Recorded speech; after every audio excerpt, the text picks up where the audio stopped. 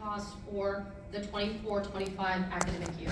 We'll have that broken down. What we do is we do block pricing.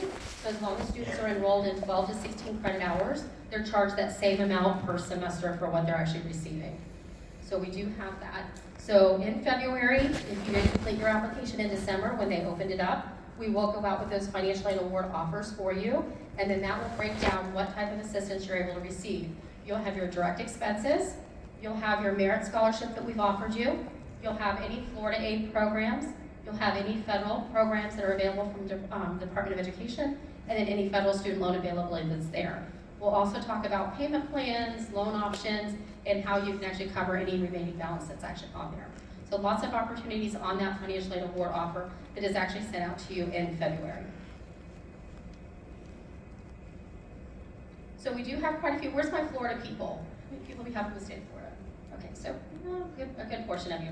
So what happens is right now you should have, or will be applying to the state of Florida in your senior year of high school, and they will be determining your eligibility for Florida Bright Futures and any programs that you're eligible for. The state of Florida actually has, there's several programs that are actually available through the state of Florida, so you should actually have already done this or available to do that. We get notification from the state of Florida once your eligibility has been determined by them. They get your test scores, they get your grades from high school, so that information is actually sent to the state of Florida. Then we get your master eligibility list to us that you've listed Embry riddle, and then we'll be able to set those awards up for you. I do want to mention that on the financial aid award notice that we send out in February, we do always go out with the Florida medallion level, which is the 75% level. We will go out with that because it's easier for us to bump you up to the academic scholars than to think that you might be an academic scholars and then they bump you down to medallion. So if you do see the medallion level on your scholars or your financial aid award offer, don't panic. If you're eligible for academic scholars, we will give you the higher amount and you will be awarded the Florida academic scholars amount. So what will happen is we will do that. So with that, our current year amounts, the state of Florida does appropriations usually in the summer, which is a little bit late. So when we do go out with award offer information, it is done at the current year awards. So last year we went out with the Florida E's at $2,000 and they raised it to $3,500. So we are hoping that they keep it at the $3,500 amount for next year. And that is the Effective Access to Student Education, Florida E's. Those are the parents that have been around for a while. It was replaced the Florida FRAG. So if you've heard of FRAG in the past, this is the Florida E's now. So that is the $3,500 is what's available right now. That's for being a resident of the state of Florida for at least 12 months prior to the student enrollment in school. So that is an award that you'll be able to receive at a private institution. The Bright Futures is applied to a private institution as well, but is not at the same 100% or 75% amount. So it is a per credit hour amount that the students are receiving. So for the Florida Medallion is at $159 a credit hour, and the Academic Scholars is at $212 a credit hour. So it is based on what the enrollment is or what the students actually receive each semester. So it is not covering the specific percentage that it would be at a state school, but you would still be able to bring it into to Embry riddle. And then for those of the students that are eligible for national merit in the state of Florida, there is a Benequisto Award as well. There's also a Florida Student Assistance Grant that is available based on FAFSA information. So as you apply to the state, we will set those awards up for you as well. And those will show up on your financial aid award offer in February, once the FAFSA has been done. All right, so let's talk about scholarships and free money. Where are my people that were interested in scholarships? I thought the number might change because people might realize that there's a little bit more things to do in there.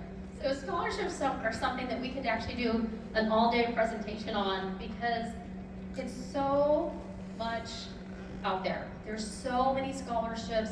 There's so many different ways that students can pay for their education. And the easiest way to reduce the need for loans is apply for scholarships. So there's a lot of scholarships out there. There's a lot of opportunities out there. But what happens is there's about a 10% success rate.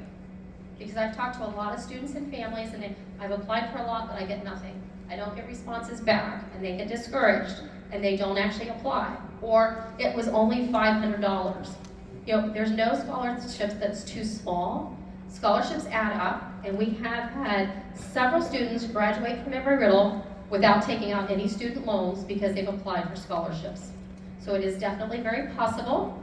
It is definitely different things that we want to do to help students apply for scholarships and get that information available. So we already talked about the merit-based scholarship based on the acceptance to the university, but then there's additional scholarships that students can apply for. And what we want to talk about is ways to be successful in that scholarship search and things that you can do to make your application stand out above any of the other applications that are actually coming in. If I have two students that are equally on SAT scores and grade point averages, why am I going to award it to one student over the other? So it's that application packet that they're putting together, it's that scholarship, it's that essay, it's all the information we're going to talk about. So with that, again, reasons to apply for scholarships: reduce the cost of education, you make it affordable, help you there, reduce student debt. Scholarships don't have to be repaid, so it's not a loan that there's an obligation for. There are some scholarships that will be, that they may have different requirements as far as work programs and things like that. So there are some, but for the majority of the scholarships that you're applying for, it's free money that you're receiving to cover those educational expenses. And we don't want cost to be the only factor in making a decision on whether or not you can go to school. So we do realize that cost is a major factor, but again, there's opportunities and there's ways that students can pay for education, whether it be in the form of student loans or scholarships and grants, but it's a lot of work. So we're here to partner with you and to make that available as far as different things that are that can happen to make that successful.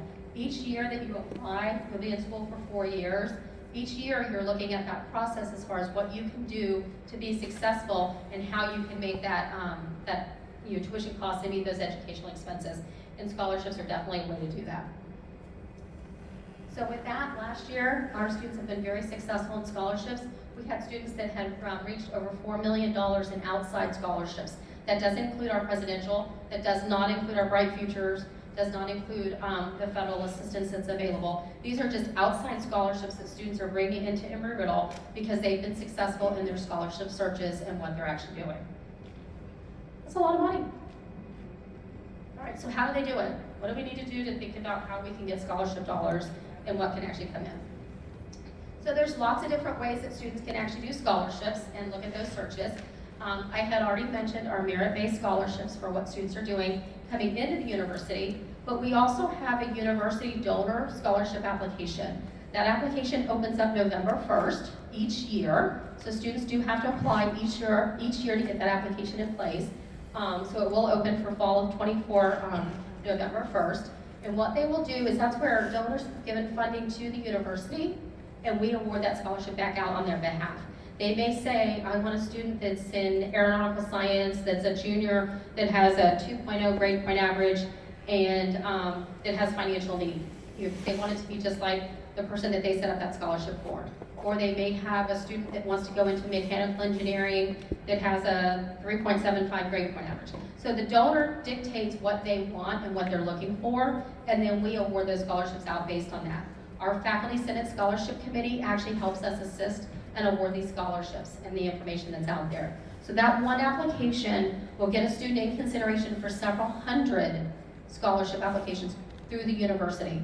So that's an additional way that students can actually apply for additional scholarships over and beyond that merit-based award that we talked about. So that is an annual scholarship application that the students will have to apply for. We do send email notifications out to them saying, hey, it's open, you need to do it. Then we send another one out saying March 1 is the priority deadline, you haven't done it yet.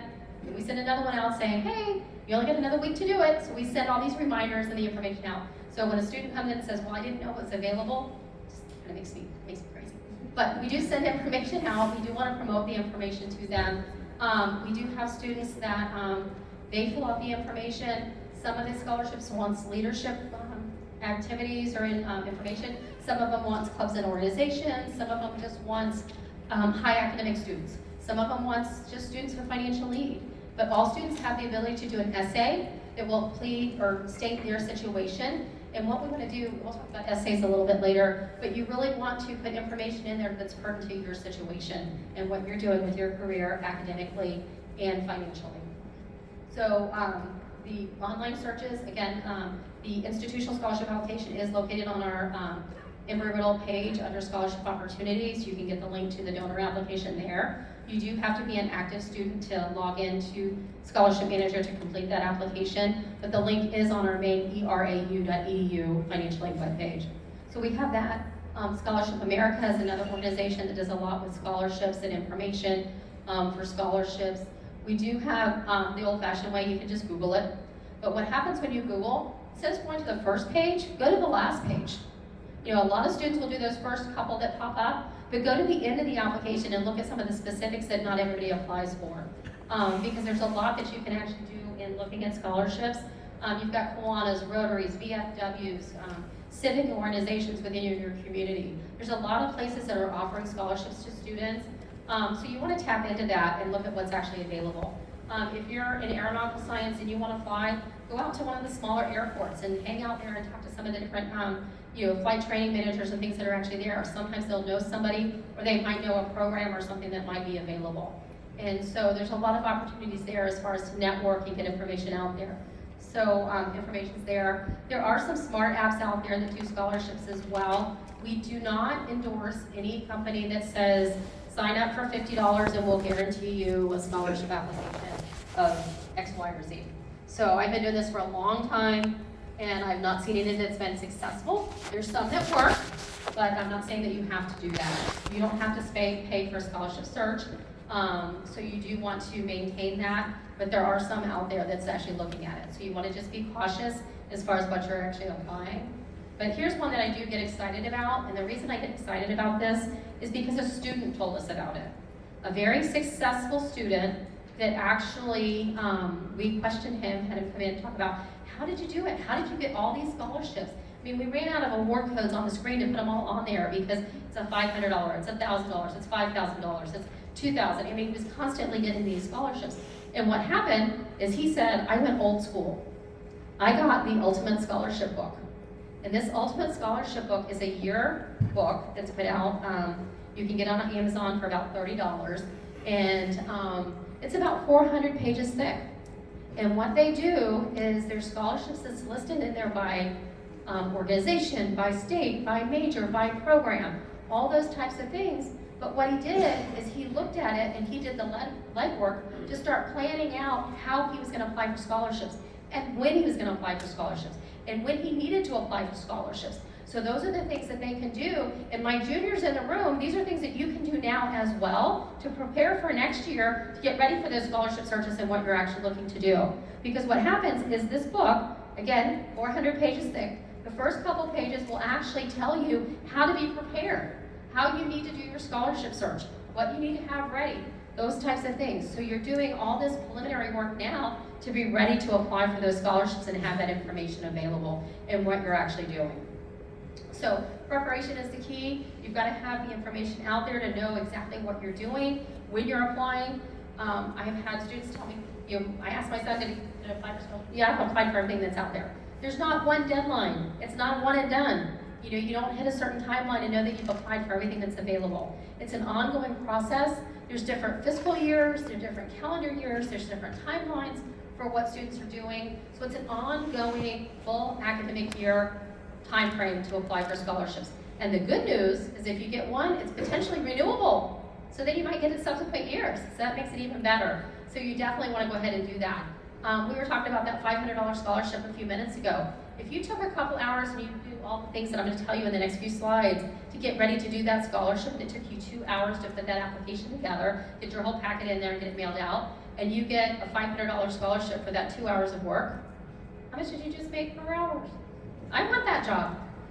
I want to make sure that it's there. So it is very beneficial and cost effective to apply for the $500 scholarships. You don't have to say, I only want the $5,000 ones. Not that those aren't nice. So with that, there are some common requirements on scholarships. And so we have essays, we have academic resumes, and we have letters of recommendation. So we're going to talk about each one of those in general to kind of see what we can do to help you with that. So when we're thinking about essays, again, being prepared, having that information together, a lot of times scholarships will have specific essay requirement or prompts, but a lot of them are just general. They want to know about you as a student. They want to know why you picked the career choice that you did. Why did you pick the education in the university that you picked? Why are you putting the information in there? Why did you decide to go into aerospace engineering and focusing on the benefits of air traffic or concerns and things? How are you going to give back and help your community? What are you doing? We had a student engineering project that worked on water in Haiti, so they were able to work and show how their education was pertaining to what they were actually doing. And so they put that in the essay as far as what they're looking to do to help back and do some civic helps as far as what's going on. So again, just having that information together to where you're not starting at the last minute for what's actually available. And a lot of times you can take paragraphs from several different essays and put it in together for a new one. So you don't have to start over every single time, but you do want to do the legwork. You want to go ahead and put it in together. And what I do want to caution our students with right now is so many times we're texting, we want to write a decent essay. We want to write it, we want to let it sit, and we want to read it back over and make sure that it makes sense as far as what you're actually doing. Because the scholarship committees read these essays and make decisions based on the information that you're telling them. So I sit on a lot of scholarship committees as well, and sometimes it's like, you didn't give us anything to go on. You didn't tell us what you needed or what you were looking at or why you chose the field that you did. So you really want to take some time and put the information in there. You want to make sure that you're using proper spelling and grammar for what's going on. There's no reason to have typos in essays anymore with all the information that we actually have. And then also talk about your career goals, what you're hoping to do with the educational career that you're doing, how you're giving back, what you're looking to do. If you want to go into the military and be in the Air Force or one of the military programs, thank you for your service. There's benefits for that as well. So you just really want to kind of tell us why you chose what you did and what you're expecting to do with this education that you're actually going for, because it does make a difference. Academic resume, right now you're students, you're graduating from high school, you're going into college. So you may not have a lot on your resume right now. You may have some leadership things that you did in high school. So this is something that's going to build all 4 years that you're in school. So you're going to build on that. My engineering students, where are my engineering students?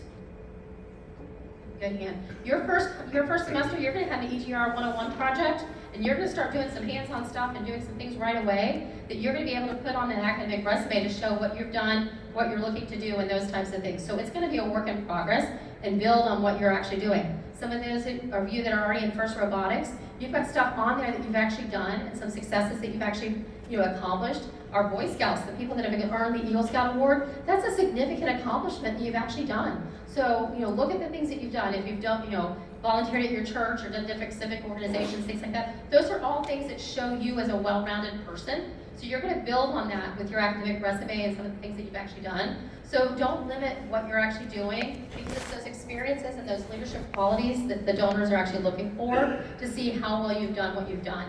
The 4.0s are great, but it's not only that. Sometimes they want to look at additional resources and things that you've actually done and different things that you're actually bringing to the table. So again, looking at what you can show on that application. So an academic resume may not be required on the application process itself, but if you throw that in there, that's more information that you're giving that donor when they're going through that application packet for you. So it's not going to hurt to give them a little bit more than what they've asked for. And then that way, if they have 2 students on the exact same academic level, same test score, same program, why am I going to give it to student A over student B? It's because they took a little more time and effort in putting together the information on what they're actually doing. And especially like any recognitions or any accomplishments that you've done, National Honor Society, those types of things, you want to go ahead and don't be afraid to toot your own horn, put your accomplishments on there as far as what you've done. You've earned it. Letters of recommendation. Don't have your mom write it. I'm sure she'll write a really good one, but what you want to do is you want to get it from your teachers, your mentors, employers, people that can talk about your character, what you've accomplished, what you're actually looking to do. But you want to go ahead and get those done now and have them available. You don't want to wait until the night before the application is due and say, but I need to have this, you talk to your employer and say, I need to have this letter of recommendation tomorrow, my application packet is due. It's not fair to him, it's not a good opportunity to go ahead and do that. So make sure that you allow time ahead of time to get the information in there. Usually you can copy some of those letters of recommendation, so it doesn't have to be unique to each application that you're actually doing, but you definitely want to go ahead and do that. So depending on what your experiences are, the different things that you're doing, if you're involved in ROTC in high school, you might want to have something from one of your leadership, your mentors or instructors, those types of things. So again, think about the resources that you have available to you when you're looking at those letters of recommendation.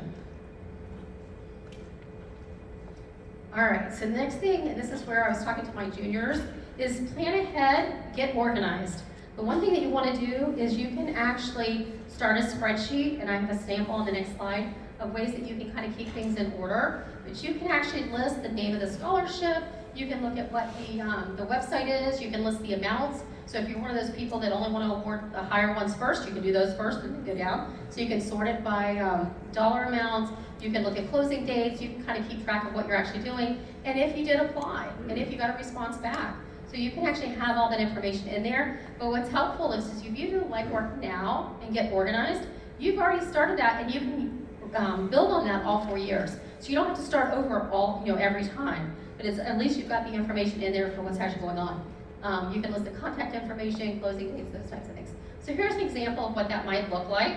Again, there's so many different ways to go ahead and do that, but in this case, we actually have, again, the scholarship name, the website, and this information you get from the Ultimate Scholarship Book. You can actually put or the website, whichever way you're using, but having that information on there, you've got the information, you've got the application date, you can kind of sort it, you can kind of look at what it's looking at as far as requirements, and those types of things. So you can be prepared to know how much time you have to get that application in place and what you're actually doing.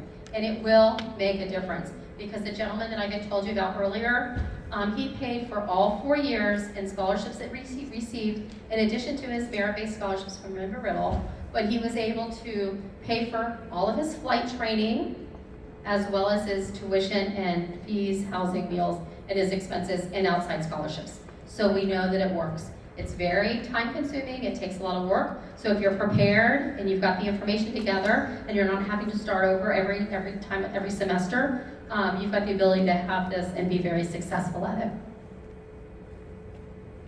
Thank you letters. This is something that is huge, because a lot of times it might open the doors for you for additional scholarships or additional opportunities. What happens is donors like to know that their scholarship made a difference. So when you receive a scholarship from someone, write that thank you letter to them, let them know what you've done. Sometimes after the first year, if you're successful, you might send them another notification, and they might offer you an additional scholarship or renew the scholarship they gave you. So there's a lot of benefits to thanking the donor for offering you that scholarship and investing in you as well in your opportunity and your educational career. So don't underestimate the importance of that thank you. Lastly, I want to leave with you is that you can do it. We have several students that are very successful. We can assist you with getting financial assistance, federal student loans, private loans. We can go that route with you and partner with you, but we can also help you with the scholarship searches as well and the information that's there. So it's definitely very beneficial to you. So we do have quite a few students that are receiving scholarships as low as $50 up all the way up to $52,000.